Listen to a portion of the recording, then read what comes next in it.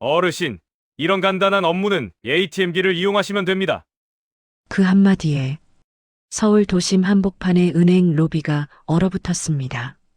낡은 코트에 오래된 통장을 든 73 노인 그녀는 그곳에서 초라한 행색에 아무도 부르지 않는 사람이었습니다.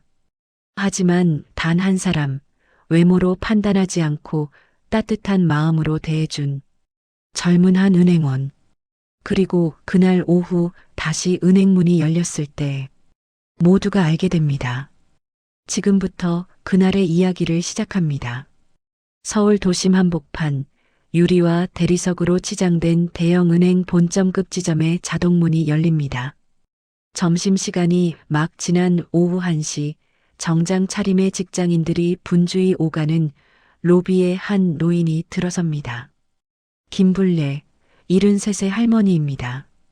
그녀가 입은 것은 세월의 흔적이 고스란히 밴 낡은 베이지색 코트였습니다. 소매 끝은 헤어져 있고 단추 하나는 색이 다른 것으로 대체되어 있었지요.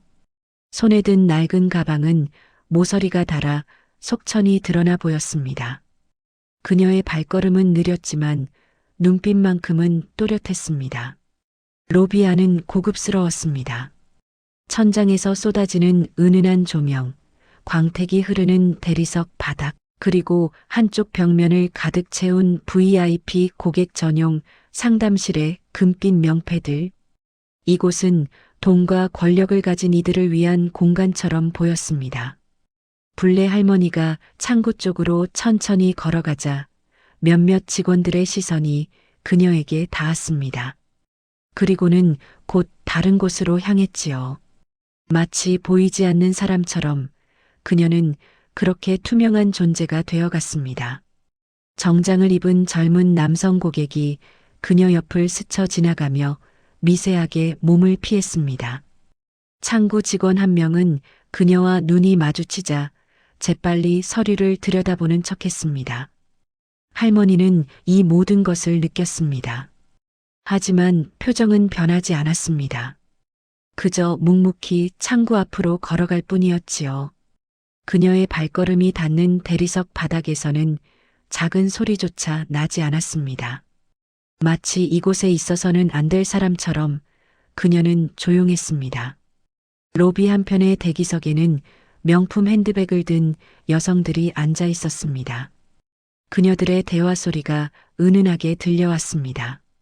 요즘 VIP 라운지 커피 맛이 정말 좋아졌어. 누군가의 웃음소리, 그리고 불래 할머니를 힐끗 보는 시선. 이곳은 외관만큼이나 화려한 내부를 자랑했지만 그 화려함 뒤에는 보이지 않는 기준이 존재했습니다. 사람을 겉모습으로, 입은 옷으로, 들고 온 가방으로 판단하는 오래된 습관. 그것은 이 은행의 벽면처럼 단단하게 자리 잡고 있었습니다. 불래 할머니는 창구 앞에 섰습니다. 그리고 기다렸습니다. 하지만 아무도 그녀를 부르지 않았습니다. 5분이 지나고 10분이 지났습니다. 불래 할머니는 여전히 창구 앞에 서 있었습니다. 주변의 다른 고객들은 차례차례 업무를 마치고 나갔지만 그녀만은 그 자리에 남아 있었지요. 그때였습니다. 어르신, 맑은 목소리 하나가 로비에 울려 퍼졌습니다. 창구 안쪽에서 한 여성 행원이 자리에서 일어났습니다. 이서연 29의 행원이었습니다. 그녀는 할머니를 향해 환하게 미소 지으며 손짓했습니다. 어르신, 이쪽으로 오세요. 오래 기다리셨죠? 서연의 목소리에는 진심 어린 미안함이 담겨 있었습니다. 그녀는 재빨리 창구 밖으로 나와 할머니의 팔을 부드럽게 부축했습니다. 불래 할머니의 얼굴에 처음으로 작은 미소가 번졌습니다. 아니에요, 괜찮아요. 할머니의 목소리는 잔잔했습니다. 하지만 그 속에는 오랜 세월 동안 쌓인 무언가가 녹아내리는 듯한 따스함이 있었습니다.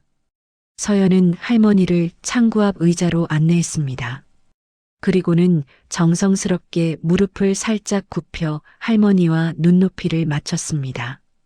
어떤 업무를 도와드릴까요? 통장 정리를 좀 하려고 하는데 할머니가 가방에서 오래된 통장 몇 권을 꺼냈습니다. 통장의 표지는 빛이 발해 있었고 모서리는 낡아 있었습니다. 서연은 그것들을 조심스럽게 받아들었습니다. 마치 소중한 물건을 다루듯이 말이지요. 네, 어르신. 천천히 확인해 드릴게요. 편하게 앉아 계세요. 서연은 컴퓨터 화면을 들여다보며 차근차근 업무를 시작했습니다. 그녀의 손놀림은 능숙했지만 서두르지 않았습니다.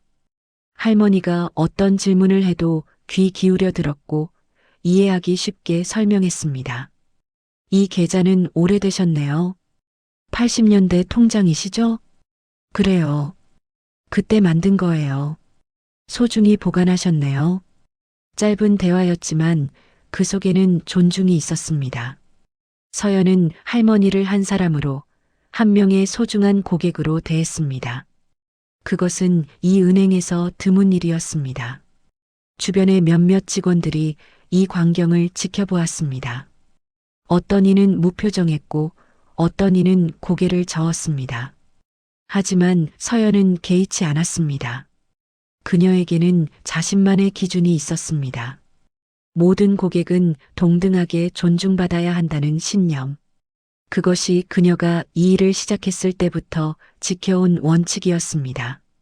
불례 할머니는 서연의 얼굴을 가만히 바라보았습니다. 그 눈빛 속에는 감사함과 함께 오래전 기억이 스쳐 지나가는 듯 했습니다. 자신도 한때는 누군가를 이렇게 대했던 시절, 사람을 사람으로 보던 그 시절의 기억이 말입니다. 서연이 할머니의 통장 내역을 확인하던 중이었습니다.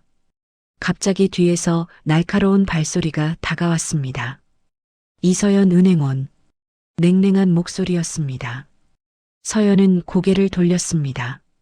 최준호 차장이었습니다. 41, 이 지점의 실세로 통하는 인물이었지요. 그는 팔짱을 낀 채 서연과 할머니를 내려다보고 있었습니다. 네, 차장님. 서연이 자리에서 일어나 인사했습니다. 하지만 최 차장의 표정은 굳어 있었습니다. 그의 시선은 불례 할머니에게 머물렀다가 다시 서연에게로 향했습니다. 이 고객, VIP 아니죠? 목소리는 낮았지만 단호했습니다. 서연은 잠시 말을 잃었습니다. 네, 하지만 VIP도 아닌 고객에게 왜 이렇게 오랜 시간을 쓰고 있나요? 최 차장의 말투에는 핀잔이 섞여 있었습니다. 주변의 다른 직원들이 슬쩍 이쪽을 쳐다보았습니다. 로비의 공기가 무거워졌습니다. 서연은 침착하게 대답했습니다. 어르신께서 통장 정리를 원하셔서 도와드리는 중입니다. 조금만 시간을 주시면. 시간이요? 최 차장이 손목시계를 쳐다보았습니다. 그리고는 서연에게 더 가까이 다가서며 작은 목소리로 말했습니다. 하지만 그 목소리는 불례 할머니에게도 들릴 만큼 크기를 유지했습니다. 시간 너무 낭비하지 마세요. 실적도 생각해야죠. 한 고객에게 30분씩 쓰면 다른 고객들은 어떻게 하려고요? 서연의 얼굴이 굳었습니다. 그녀는 최 차장의 의도를 정확히 알아차렸습니다. 이것은 단순히 시간 관리에 대한 조언이 아니었습니다.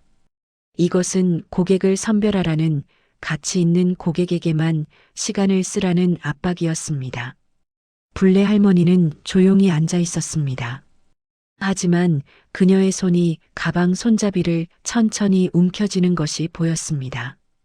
그녀의 얼굴에서 미소가 사라졌습니다. 차장님, 고객 응대는 시간으로 평가할 수 없습니다. 서연이 조심스럽지만 분명하게 말했습니다.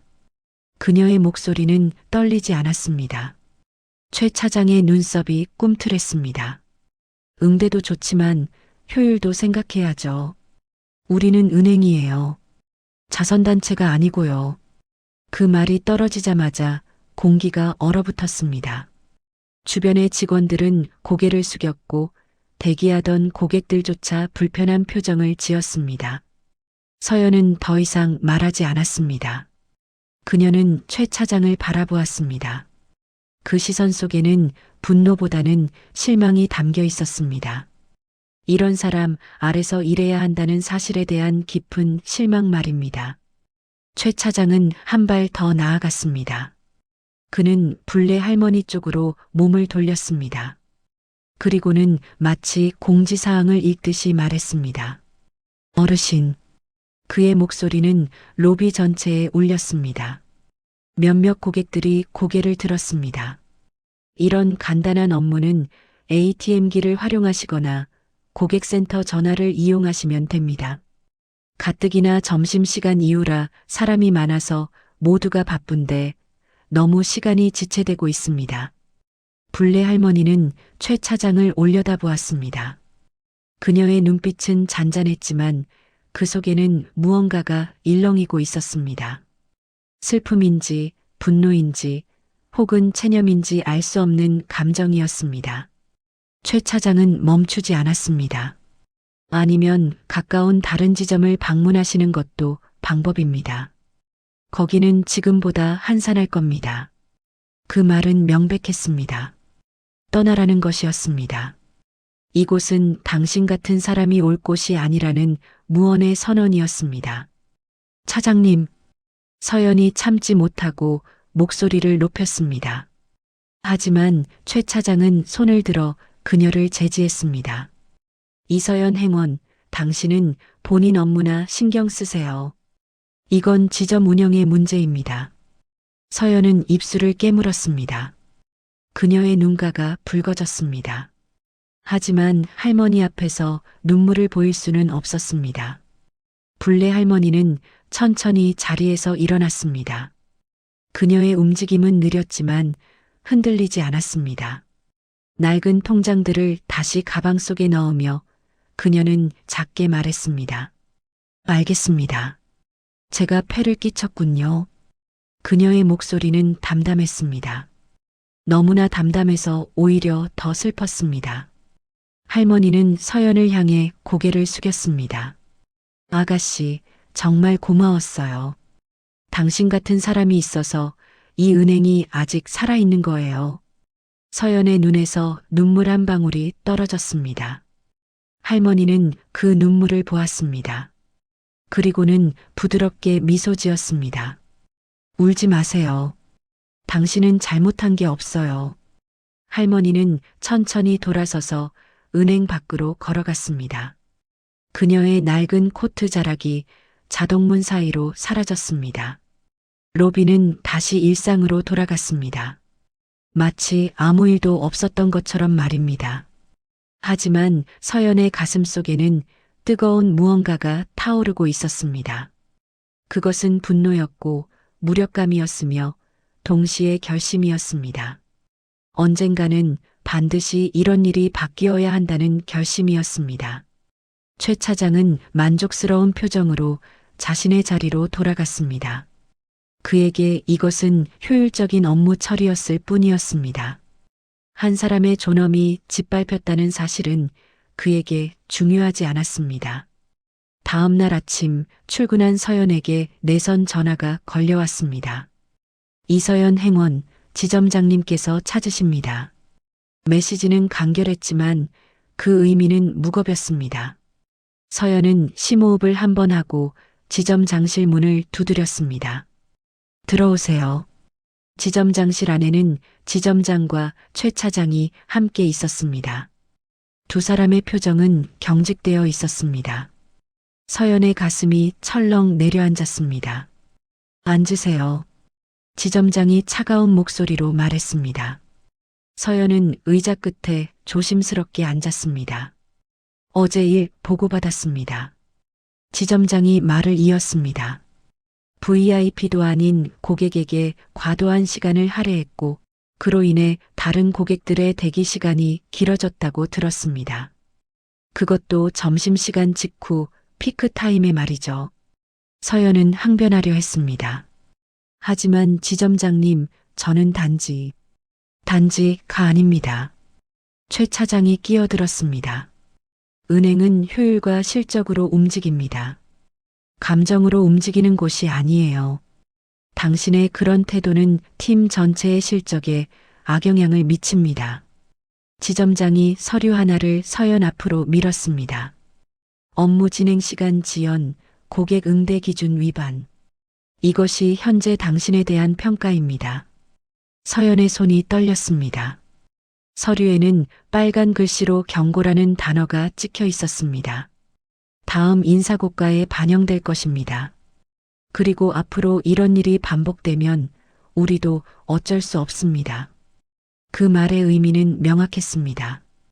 인사상 불이익, 승진 누락, 최악의 경우 권고사직까지도 가능하다는 것이었습니다. 서연은 고개를 숙였습니다. 목구멍에서 뜨거운 것이 치밀어 올랐지만 그녀는 꾹 참았습니다. 이 자리에서 눈물을 보여서는 안 됐습니다.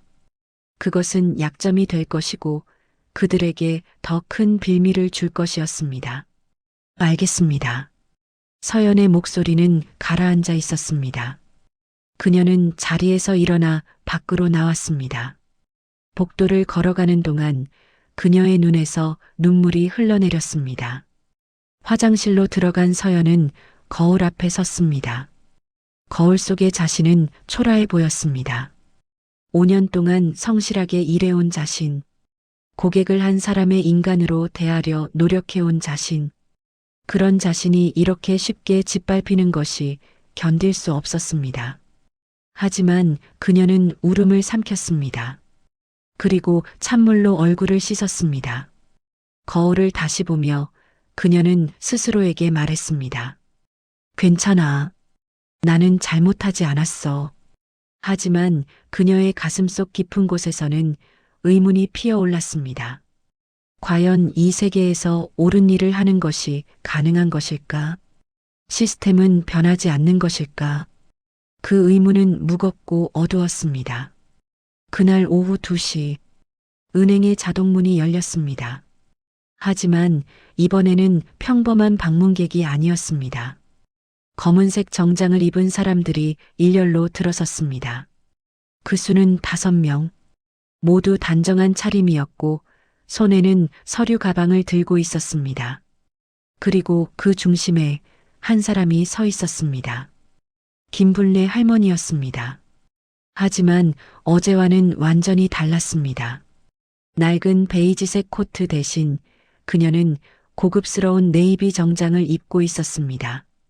머리는 단정하게 정돈되어 있었고 손에는 명품 핸드백이 들려 있었습니다.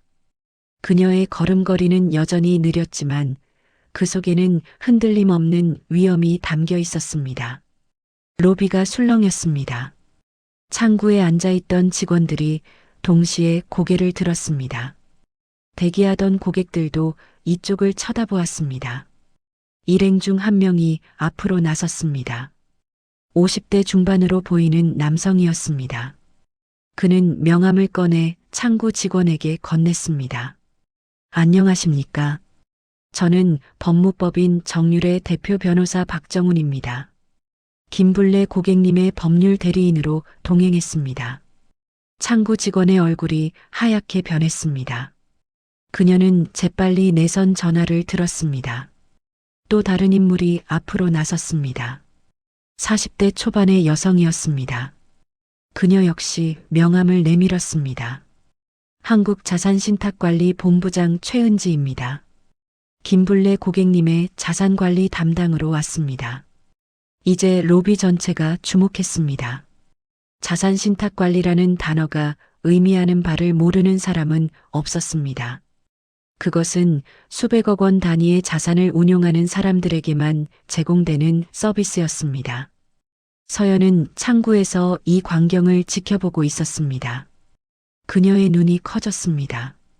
불래 할머니, 어제 그 할머니가 맞는 것일까? 할머니가 서연을 발견했습니다. 두 사람의 시선이 마주쳤습니다. 할머니의 입가에 잔잔한 미소가 번졌습니다. 그리고는 천천히 서연이 있는 창구 쪽으로 걸어왔습니다. 아가씨, 어제는 고마웠어요. 할머니의 목소리는 여전히 온화했습니다. 서연은 말을 잃었습니다. 그때 지점장실 문이 열리고 지점장과 최 차장이 황급히 뛰어나왔습니다. 그들의 얼굴에는 당혹감이 가득했습니다. 고객님, 어서 오십시오. 이쪽 VIP 라운지로. 지점장이 허리를 굽히며 말했습니다.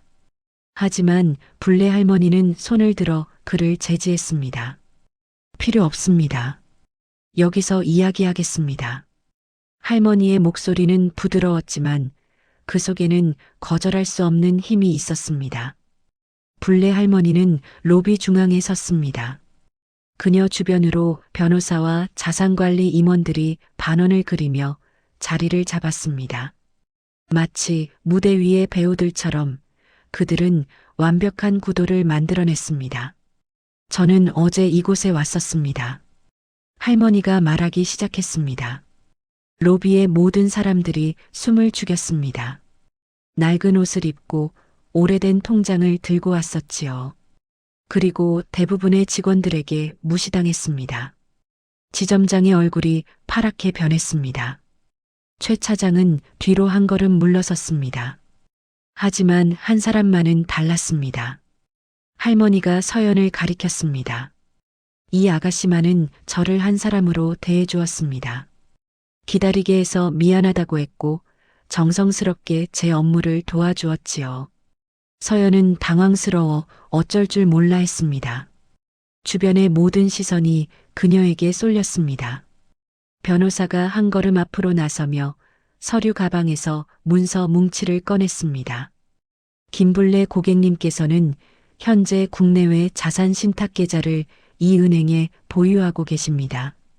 총 5개 계좌 운용 자산 규모는 그가 숫자를 말하자 로비가 술렁였습니다.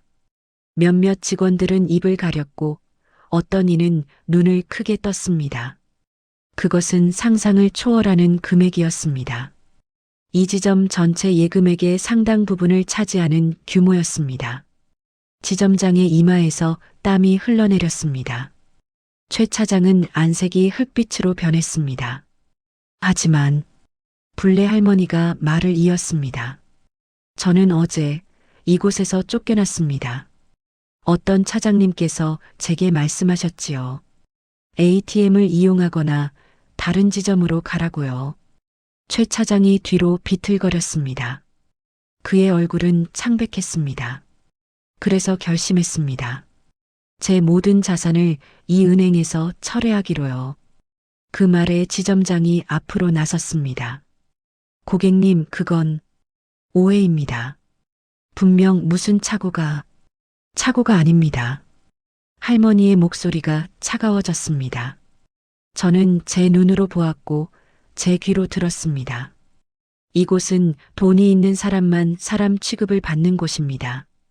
겉모습으로 사람을 판단하는 곳이지요.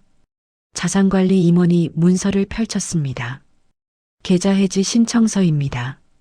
고객님의 서명만 있으면 즉시 처리 가능합니다. 지점장의 얼굴에서 핏기가 싹 가셨습니다. 이 규모의 자산이 빠져나간다면 지점 실적은 폭락할 것이었습니다. 본사 감사는 물론이고 자신의 자리도 위태로워질 것이 분명했습니다. 잠깐만요, 고객님. 제발 한 번만 더 기회를. 기회요? 할머니가 지점장을 바라보았습니다. 그 눈빛은 슬펐습니다. 저는 어제 기회를 드렸습니다. 한 사람으로 대접받을 기회를요. 하지만 이 은행은 그 기회를 스스로 걷어차버렸습니다. 침묵이 흘렀습니다. 무거운 질식할 것 같은 침묵이었습니다. 그때 할머니가 다시 서연을 바라보았습니다. 그리고는 부드럽게 말했습니다. 하지만 모두가 숨을 죽였습니다. 이 아가씨 때문에 마음을 바꿨습니다. 이 은행에 이런 사람이 있다면 아직 희망이 있다고 생각했습니다. 할머니가 자산관리 임원을 향해 고개를 끄덕였습니다. 임원은 또 다른 서류를 꺼냈습니다. 제 모든 신탁 자산을 재편성하겠습니다. 그리고 담당자를 새로 지정하겠습니다. 할머니가 서연을 가리켰습니다. 이 아가씨를 제 전담 자산관리사로 지정합니다. 앞으로 제 모든 자산 관련 업무는 이 아가씨를 통해서만 진행하겠습니다. 서연은 믿을 수 없다는 표정이었습니다. 그녀의 눈에서 눈물이 흘러내렸습니다. 하지만 이번에는 슬픔의 눈물이 아니었습니다. 변호사가 지점장에게 서류를 건넸습니다. 이것은 김블레 고객님의 자산관리 구조 변경 신청서입니다. 이서연 행원을 전담 관리사로 지정하는 내용이 담겨 있습니다. 지점장은 떨리는 손으로 서류를 받았습니다. 그리고 할머니가 마지막 한마디를 덧붙였습니다. 이 아가씨가 아니었다면 저는 이미 이 은행을 떠났을 것입니다. 아마 경쟁은행으로 갔겠지요. 그 사실을 잊지 마세요. 그날 오후 지점은 지옥이 되었습니다. 본사에서 특별감사팀이 급파되었습니다. 김블레 고객의 사례는 단순한 고객 응대 실패가 아니었습니다. 그것은 은행의 근본적인 시스템 문제를 드러내는 사건이었습니다. 회의실에서는 긴급 회의가 열렸습니다. 지점장, 최 차장, 그리고 본사 임원들이 둘러앉았습니다. 이런 일이 어떻게 발생할 수 있습니까? 본사 감사팀장의 목소리는 차갑고 날카로웠습니다. VIP 고객을 겉모습만 보고 쫓아낸다는 것이 말이나 됩니까? 그것도 차장급 직원이? 최 차장은 고개를 들지 못했습니다. 그의 이마에서는 식은땀이 흘러내렸습니다. 변명의 여지가 없습니다. 감사팀장이 서류를 책상에 내려놓았습니다. 최준호 차장, 당신은 즉시 대기 발령 조치됩니다. 인사위원회에서 최종 징계 수위를 결정할 것입니다. 최 차장의 얼굴이 흙빛으로 변했습니다. 대기 발령. 그것은 사실상 해고 직전 단계였습니다. 그의 20년 은행원 경력이 하루아침에 무너지는 순간이었습니다. 그리고 지점장님. 감사팀장이 지점장을 바라보았습니다. 이 지점의 고객 응대 시스템 전반에 대한 재검토가 필요합니다.